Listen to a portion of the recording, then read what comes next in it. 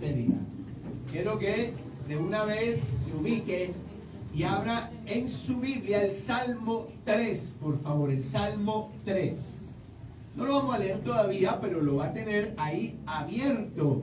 El Salmo 3, por favor, Salmo 3. Salmo 3. ¿Dicen amén? Amén. Bueno, entonces, el Salmo 3.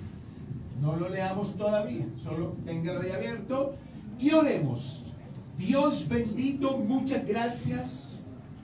Estamos persuadidos los aquí presentes de que tú existes, Señor. Tu palabra dice que hay que creer que Dios es y que es galardonador de los que le buscan. Y así estamos en este lugar, con esa fe, Señor.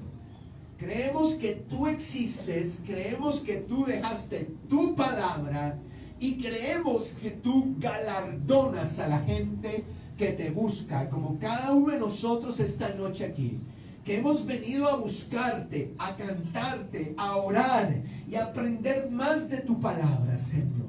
Esperamos, por tanto, esos galardones celestiales que vendrán a nuestra vida por nuestra búsqueda de ti. Por lo tanto, Señor, o mientras bendice nuestra vida con tu palabra la noche de hoy, en el nombre de Cristo. Amén y amén. Amén. Tomen asiento, Biblias abiertas en el Salmo 3. Miren la imagen que sigue, por favor.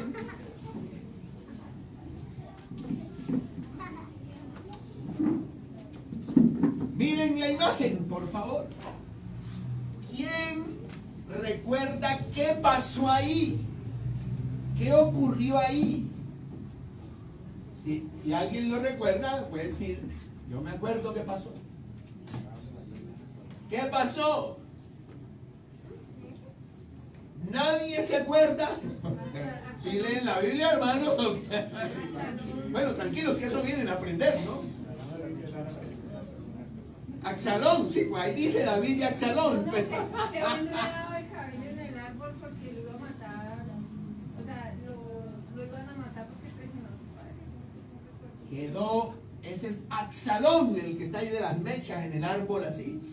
Se llama Axalón, hijo de David, que huyendo quedó enredado en las ramas del árbol y alguien más, no recuerdo quién, vino y lo remató. Y esa es la imagen que está mostrando ahí. Ahora, ¿por qué le digo esto? Porque el Salmo 3 que vamos a leer hoy se escribe, o David lo escribe con motivo de esa situación. Usted sabe bien que David metió la pata, hermano, con Betsabé. Y eso no se iba a quedar así. Dios llamó a Natán. Y Natán le advierte a David la maldad que hizo. Y de paso le dice que la sangre no se apartará de su casa.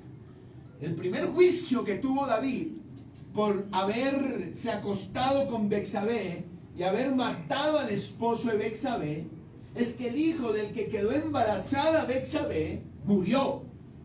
Pero de ahí para adelante siguió una historia triste, pero todo comenzó cuando él cae con Betsabé. Tienen que tener mucho cuidado con el pecado, porque puede que uno peque y eso quede así, ¿no?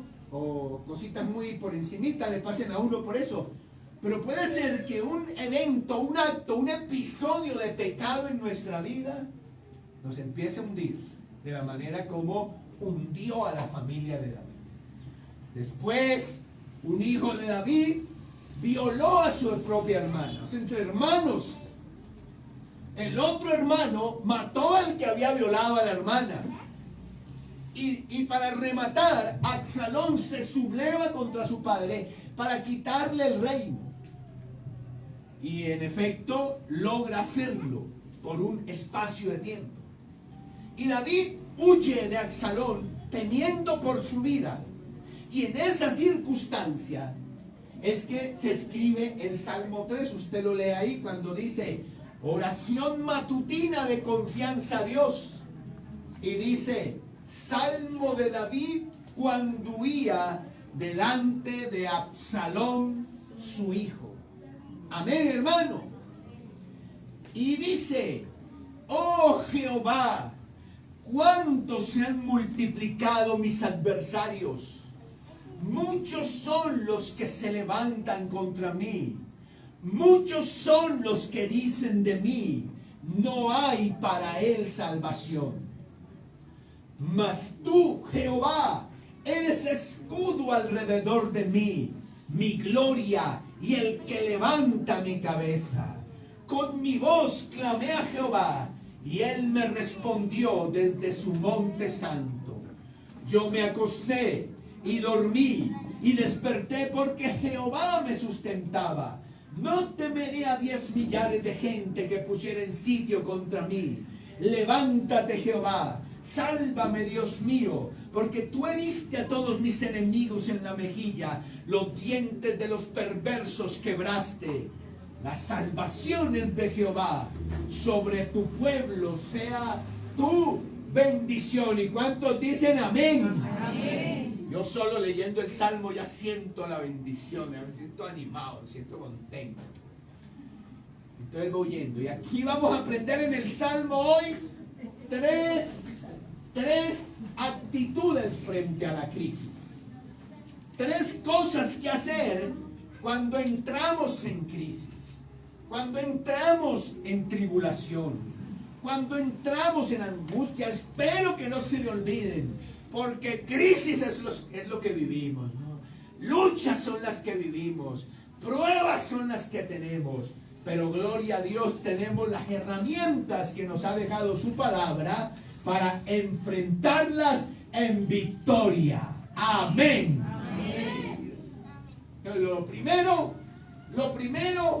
porque tiene que ir de primero, es que él ora, él ruega. Si se fijan en el verso 4 dice: con mi voz clamé a Jehová, y él me respondió desde su monte santo. Entonces, no es una oración, sino es un ¿qué? Un clamor. ¿Sabe usted la diferencia entre orar y clamar? Bueno, clamar es a gritos. Orar es como, ay, ahí. Y no quiere decir que no sea de corazón, ¿no? Mucha gente ora de corazón, pero no alza la voz. Pero no sé si le ha pasado a usted que las circunstancias lo ponen pero a trinar, ¿oyó? Lo ponen pero en aprietos verdaderos, y usted entra en una situación de angustia. ¿Cómo es su oración en esos casos? Sí ora, ¿no? Pero que ore en esos casos, ¿no? ¿Cómo es su oración? ¿Cómo es la oración? ¡Ay, Padre mío, Dios mío! ¡Ay! ¡Ayúdame! Así. Entonces dice ahí, con mi voz, ¿qué dice ahí? Clamé a Jehová, y bendito sea Dios, él le respondió. Desde el monte santo, quiere decir desde el templo, desde el lugar de su morada. Pero quiero que se fijen algo implícito ahí, y es que el mismo salmo es una oración. En medio de la persecución que está teniendo de Absalón, él compone el salmo. Y el salmo, además de ser una canción, es una oración cantada. Bueno, que tiene esta estructura. Mírenla, ahí está. Versículo 1 y 2, tenemos un lamento. A ver, pónganse las manos en el rostro así. Así como cuando le duele la... Colabórele al predicador, colabórele. Pónganse las manos. Lamento. Versículo 1 y 2, un lamento. Ahora, versículo 3 tiene una confesión de fe. Ahora junte las manitos así y levántelas al cielo. Una confesión de fe. Versículo 4 habla de una experiencia pasada, ¿no? Mano en el corazón. A ver, así, mano en el corazón. Vamos a repetirlo. Manos en el rostro, manos en el rostro. A ver, manos en el rostro. Manos arriba. mano en el corazón. Luego dice, versículo 5, el descanso. Descanse, puedes cansar. Y el versículo 7, petición.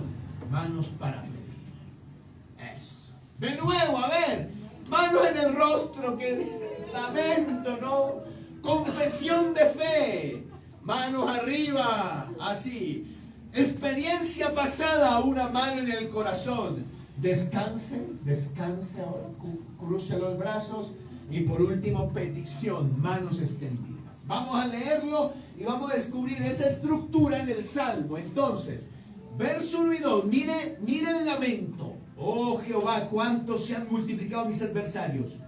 Muchos son los que se levantan contra mí, muchos son los que dicen en mí, no hay para él salvación. Eso es un lamento. Ahora, la confesión de fe es, mas tú, Jehová, eres escudo alrededor de mí, mi gloria y el que levanta mi cabeza. Ahora, verso 4, recuerdo una experiencia pasada.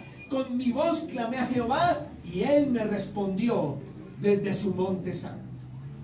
Muy importante que no seamos de corta memoria, que no seamos olvidadizos en cuanto a lo que Dios ha hecho por nosotros.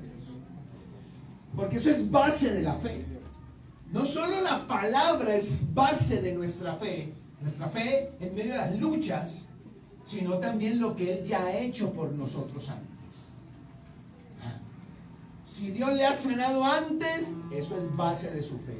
Si Dios le ha librado antes, eso es base de su fe. Si Dios le ha consolado antes en su vida, eso es base de su fe.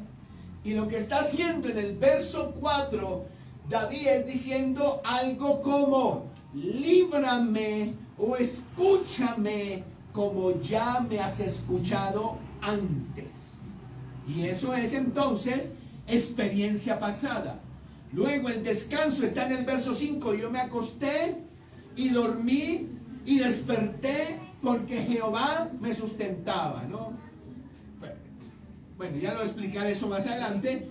Y en el verso 7 la petición es, levántate Jehová, sálvame Dios mío. Esa es la petición. Amén. Amén. Conmigo de nuevo. Lamento. A ver, colaboré el predicador, colaboré. Lamento. Luego confesión de fe, manos arriba. Luego experiencia pasada, mano en el corazón. Luego descanso. Y luego petición, manos extendidas. Amén. Gracias por colaborarle al predicador. Ahí tiene usted una estructura que puede usar, una base que puede usar para cuando quiera orar. Amén. Ahora, seguimos adelante. Quiero que se haga esta pregunta. Cuando sufre, ¿es la oración su primera y constante reacción? Porque muchas veces nosotros, cuando sufrimos, corremos al médico primero, corremos al abogado primero, corremos ¿a dónde más corren? Al brujo corren unos. Pero cuando conocemos a Cristo y su poder, nuestra primera reacción debe ser siempre la oración. Amén. Amén. Amén. Y no solo oramos en medio del lío, nuestra oración tiene que ser constante mientras salimos adelante. Porque lo que Dios hará a través de su oración es darle fortaleza y darle paz. No olvide orar en medio de sus luchas. No olvide buscar de Dios en medio de sus luchas. Mira esta frasecita que viene, que quiero que todos me ayuden a repetir. La verdadera oración no es pedirle a Dios que cambie nuestras circunstancias, sino que nos cambie a nosotros dentro de ellas. ¿Cuántos dicen amén a eso? Amén. A ver, levante su mano derecha, la voz de 3. 1, 2, 3.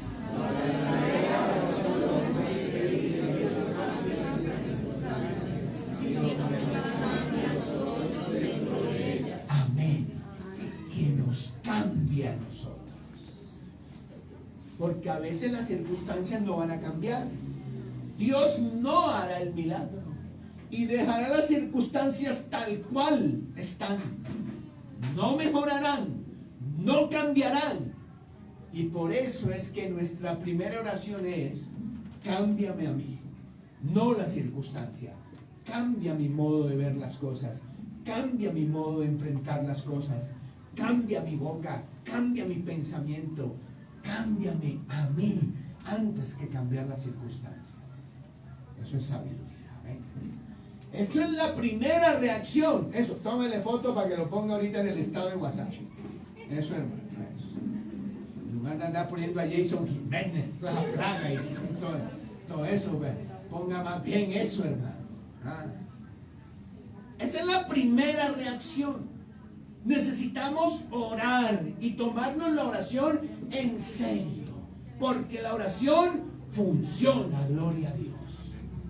Ahora, lo segundo que hay que hacer es rechazar. En el verso 2 del Salmo 3, colabórele al predicador, lea el verso 2 del Salmo 3. Dice: muchos son los que dicen de mí, no hay para él salvación en Dios. Y el verso 3, las primeras palabras del verso 3, mas tú, eso no más tú. Nota la importancia de cada palabra en la escritura. Entonces, muchos son los que dicen de mí, no hay para él salvación en Dios, pero dice, mas tú. Fíjese ahí. David tuvo una serie de enemigos, bueno, ya saben, de enemigos y de gente que habló de él. ¿Ven? Vamos a mirarlo. Entonces, vamos a salirnos un poquito de este versículo, de este texto bíblico. Y va a buscar ese texto, por ejemplo, Segunda de Samuel 16:8. Segundo de Samuel 16:8. Segundo de Samuel 16:8. Simeí era uno de los que seguramente cabía dentro de lo que David estaba diciendo en el Salmo 3:2. 16:8. Simeí dice, bueno, desde el 7 dice, y decía Simeí maldiciéndole: fuera, hombre sanguinario y perverso, Jehová te ha dado el pago de toda la sangre de la casa de Saúl, el lugar del cual tú has reinado, y Jehová ha entregado el reino en manos de tu hijo Absalón, y hete aquí sorprendido en tu maldad, porque eres hombre sanguinario. ¿Cómo duele eso, no? El hombre huyendo, y ya va a ver en qué condiciones iba huyendo, pero por ahora solo quiero decir con eso: el hombre huyendo y encima aparece este y le pega esa insultada. Mira el capítulo 15, ahora el verso 14. 15:14. Esas son las voces externas, por ejemplo la de Simeí, pero había más. Luego en el verso 14 dice: entonces David dijo a todos sus siervos que estaban con él en Jerusalén: levantaos y huyamos, porque no podemos escapar delante de Absalón. Daos prisa a partir, no sea que apresurándose él nos alcance y arroje el mal sobre nosotros y hiera la ciudad a filo de espada. Entonces, una cosa decía Simeí y otra eran las cosas que David se estaba diciendo. En este caso, huyamos, corran, nos van a matar a todos. ¿Sí? Y la voz en general cultural del pueblo que cree que Dios ha abandonado a David. Entonces, cuando al rey le pasaba algo como lo que le acaba de pasar a David, lo que el pueblo decía era: ya Dios lo abandonó, ya no hay nada que hacer aquí, ya Dios lo abandonó. Entonces hay voces, hermano. Y en el Salmo 3 entonces nos dice de otras voces, de gente que decía: no hay para él salvación. Así que hasta aquí fue, se peló. O sea, ya no hay nada más que hacer con David, ya dejó de ser rey, ya perdió el reino, ya lo van a matar. Bueno, las voces externas. ¿Qué cosas se diría David? David de pronto se acusaba y decía, esto me pasa por lo de Bexabé, esto me pasa por haber matado a Urías, es mi culpa, Dios me lo advirtió. De hecho, más adelante lo dice, que Dios le ha maldecido o que Dios ya no está con él mismo lo dice. Entonces, póngase a pensar que cuando nosotros pasamos crisis, aparecen, ¿no?, los hijos del diablo, aparecen los instrumentos de Satanás a decir un poco de cosas. Cosas que hieren, cosas que desaniman, cosas que nos roban la fe en Dios. Y bueno, a veces uno puede controlar esto porque dice, ay, no me junto, ay, no me cuente lo que digan, o lo que sea. Pero muchas veces lo que no podemos protegernos es de nosotros mismos y de lo que nosotros mismos nos decimos cuando fallamos, cuando caemos, cuando estamos en tribulación y en angustia. Nos damos rejo duro, no tenemos compasión de nosotros mismos. Y todas esas voces lo que hacen es robar la fe, es quitar la fe. Vamos a hacer un ejercicio. Ustedes van a meditar y me van a ayudar entonces ahora. Y el ejercicio es este. Pues yo iba a poner aquí tres sillas, pero para no hacer escándalo, hermano. Mejor así nomás. A ver, usted va a pensar cuando usted pasa por tribulaciones, angustias, dificultades. Existe, y aquí está, la voz de siempre. Esas frases que nos decimos que empiezan por siempre. ¿Sí? Porque todos tenemos una mujer adentro. O yo, hermanos, que usan las expresiones siempre, tú nunca. ¿Sí? ¿Se les hace conocido? ¿No? Bueno, el que no es porque no ha estado casado. Mi esposa no. Mi esposa no. Mire, siempre, aquí va a haber siempre, a ver, piense, siempre. Aquí las voces del nunca. Y aquí las voces del por eso, que son voces internas. ¿Listo? Entonces vamos a empezar. Me paro aquí. Aquí dice siempre. A ver, cuando pasan tribulaciones, situaciones, ¿cuáles son esas voces que le dicen siempre? Piensen. Y si quiere hablar, hable. Desahógese.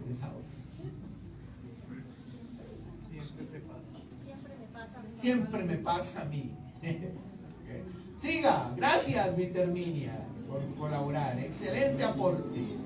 ¿Alguien más? Aparte de ese, ¿no? Siempre serás así. Siempre me pasa a mí. ¿Qué más? Siempre lo mismo. Gracias. Siempre lo mismo. ¿Qué más? Hermanos, hablen tranquilos. ¿Por qué ríe Miguel así, de esa manera? Ya empezó a aplicársela, ¿sí? Ya está entrenando, ¿sí? Siempre es lo mismo. Siempre es lo mismo contigo. ¿Qué más? Siempre dices que vas a cambiar. Siempre dices que vas. Gracias, hermano. ¿Alguien? ¿Quién más? Atrévase. Ay.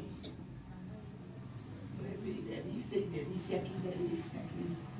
Y eso roba la fe. Bueno, tendré misericordia de ustedes. Ahora, la voz del nunca. Nunca, deme ejemplos. Nunca. Nunca más lo vuelvo a hacer. Gracias, Alejandro. ¿Quién más? Entonces ya tienes más, ¿no? A ver, ¿quién? Nunca va a cambiar. Nunca va a cambiar eso. ¿Quién más? Nunca lo va a lograr. Nunca lo va a lograr. Suegra, pero... Eso es de familia. ¿Nunca qué? Lo va a lograr. Nunca lo va a lograr. ¿Te ibas a decir algo? ¿En inglés? Oh, forever,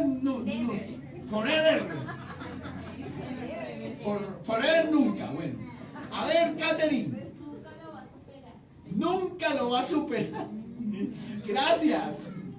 Venga a ver, nunca lo va a superar. Bueno, ¿quién más? Nunca vas a perdonar. Nunca vas a perdonar, nunca hace nada. ¿Qué dijiste? Nunca lo va a olvidar. Nunca lo va a olvidar. Y usted oye y oye esas voces, ¿y qué pasa entonces?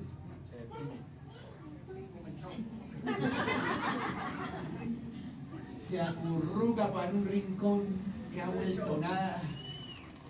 Pero hagamos el ejercicio con la última entonces. Por eso sería. Por eso. Por eso se le pasó eso. Ah, pero levante la mano para que yo sepa quién. A ver, Hernán. Por eso te pasa lo que te pasa. Por eso me pasa lo que me pasa. Bien, Alejandro. Por eso siempre Era un chiste, sí. Por eso siempre le pasa lo mismo. Por eso siempre le pasa lo mismo. Bueno. Por eso nunca digo nada porque siempre es para problemas. Por eso nunca digo nada porque siempre es para problemas. ¿Usted? ¿No está alzando la mano? Está dándosela. A ver, ¿quién más? Por este lado, ¿quién dice? Por eso. No, pero verdad que estoy aquí. Por eso. Por eso vive como vive. Por eso vive como vive. Muy bien. ¿Qué más? Por eso es que no progresa. Por eso es que no progresa. Muy bien. Tan motivados los hermanos. Todo eso se los han dicho, ¿sí? O todo eso se lo han dicho ustedes mismos. Díganme. ¿No? ¿No? ¿Quién más? Por eso no sigue adelante. Por eso uno sigue. Bueno, todo eso. Entonces son voces. Y fuera que no hicieran nada en uno, pero son voces que nos dañan, nos hieren, nos meten en la depresión y esas cosas. Pero por eso le hacía énfasis en el comienzo del versículo 3. Porque entonces David dice, mas tú. ¿Sí lo notan? Ese mas tú marca un contraste. Ese mas tú es David rechazando esas voces para poner su fe en Dios. Porque es lo que hay que hacer. O sea, rechace todas esas voces, todo eso, vuelvo a repetir todo eso que dijo. Por eso le pasa, por eso nunca usted, siempre, no podemos permitir que esas voces vengan a destruir el ánimo. Tenemos que decir como David, mas tú. De David decían, no hay para él salvación, no hay esperanza para él, va a morir, va a quedar sin reino, va a quedar pobre, miserable. Pero el verso 3 él dice, mas tú. Amén. De buena gana, ¿no? Mire qué bonito. Así hay que decir. Jehová está conmigo. No temeré lo que me pueda hacer el hombre. Alaban a Dios. Amén. Un aplauso. Jehová está conmigo. No temeré lo que pueda hacerme el hombre. Y aquí entramos a lo tercero que hace David. Entonces él rogó, él rechazó y después viene a recordar. Y todo empieza con el mas tú. ¿Y qué dice en el verso 5? Mas tú eres escudo alrededor de mí, mi gloria y el que levanta mi cabeza. Y luego en el 8, al final, las salvaciones de quién? Él es el que sabe. Bueno, ya les explico. Usted va a entender mejor ese versículo si lee segundo de Samuel 15:30. Segundo de Samuel 15:30. 15:30. Miren cómo va huyendo David. Miren cómo va huyendo David. Vamos a comparar este versículo con lo que él dice en el versículo 3, 5 y 8. Sobre todo en el 3. Cuando dice, ¿lo encontró? Dice amén. Y David subió la cuesta de los olivos y la subió llorando, llevando la cabeza como cubierta y los pies como descalzo. También todo el pueblo que tenía consigo cubrió cada uno su cabeza e iban llorando mientras subían. Es una tribulación, el hombre está sufriendo, el hombre está mal. Entonces dice, primero, ¿cómo va? Llorando. Si va llorando es porque le duele, y le duele bastante. Está desesperado, tiene angustia, tiene desesperanza. Su hijo, su propio hijo, lo está traicionando. Pero además cubre su cabeza como para que nadie lo vea, en depresión. Y dice que va descalzo, y descalzos iban los penitentes o los esclavos. O sea, que eso que va descalzo no es coincidencia. Va descalzo es porque está ofreciendo un sacrificio o algo así a Dios, como rasgarse la ropa, como echarse silicio en la cabeza. Y va también así, con la cabeza, ¿cómo vamos? Ah, o también, ay, se me olvidó, se me fue la palabra. Va descalzo porque va haciendo un sacrificio o porque se está considerando ya un esclavo. ¿Sí? Ahora lea el 3. Ahora lea el 3. Y él dice varias cosas. Jehová, eres escudo alrededor de mí. Esa proclama de fe. O sea, no solo es un escudo que cubre el pecho. ¿Sí ha visto en las películas? Hay unos escudos pequeños. No. Hay otros que son más grandes. Un escudo que cubre por delante. ¿Sí lo ha visto en las películas? ¿Sí de película o no? Pura Biblia. Pasen leyendo la Biblia. Claro, ponen así entero, ¿no? No, este es un escudo que cubre adelante, atrás y a los lados. Para lo que dice el verso 6, que los millares de gente hacen sitio contra él, los rodean, pero él está protegido por todo lado. Es lo que está diciendo. Tú eres mi escudo. Eso contrasta con lo que va llorando. Iba llorando, pero aquí va diciendo, pero tú eres mi escudo. Ahora, mi gloria, ¿qué es mi gloria? La gloria del rey era su trono, su corona, su riqueza, su poder. Esa era la gloria del rey. Pero ahora ha perdido todo eso. Y lo que hace David es reconocer que su gloria no está en nada de eso, ni en la corona, ni en el trono, ni en el poder, ni en el tesoro. Que su gloria es Dios mismo. Cambio de identidad. Y luego, por último, dice, y el que le va... Bueno, eso contrasta con que él va huyendo. En la manera que va huyendo. Y luego, en el verso 3 al final dice, y el que levanta mi cabeza. Segunda de Samuel 15:30. ¿Cómo iba la cabeza de David y sus acompañantes? Cubierta. Pero aquí dice que tú eres el que levanta mi cabeza. Como que si uno está así todo. Y entonces viene el Señor y es el que. Entonces, hay una trinidad aquí práctica para la crisis. Escudo es la protección en el conflicto. ¿Ven? Ahora, lea el verso 5. Y el verso 5 dice: yo me acosté y dormí y desperté porque Jehová me sustentaba. ¿Qué está diciendo David ahí? Que esto no es cuento, él no está haciendo como... No, él lo cree de verdad. Y lo cree tanto que puede dormir tranquilo. ¿Cuántos de nosotros cuando estamos en tribulación no podemos dormir? ¿Sí le pasa? Se acuesta y ahí queda, mira, y piensa, y la pensadera, y revuelque en el cama. Oye,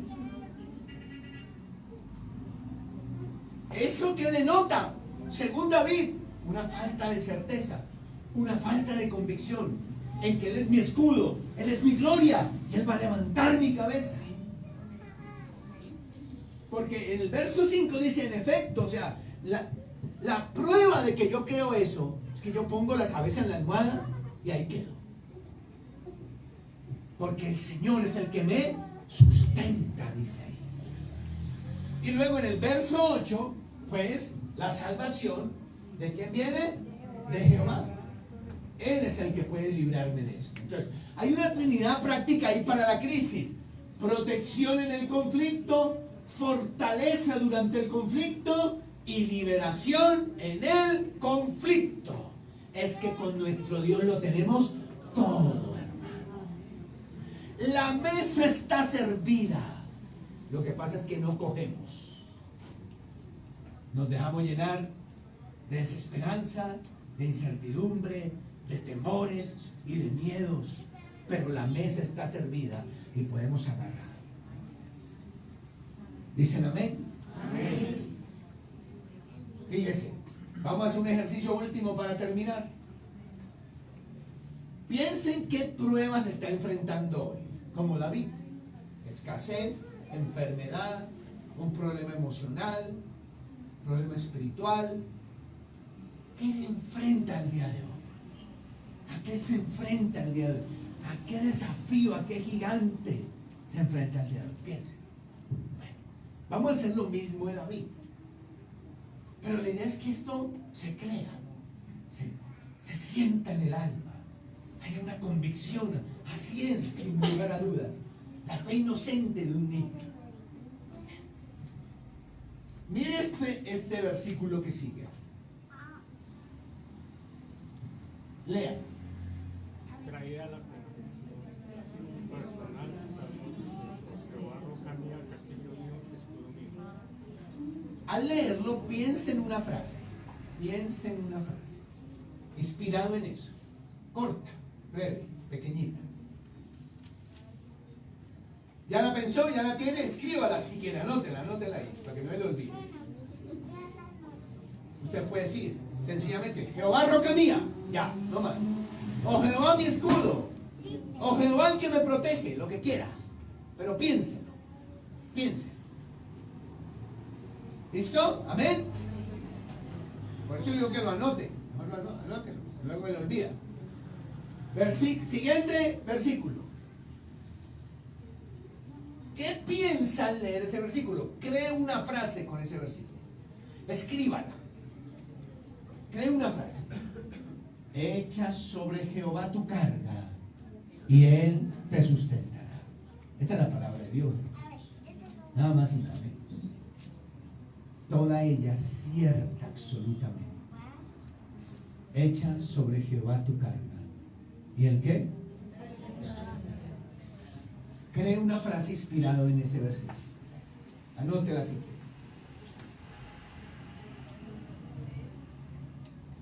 Y la última.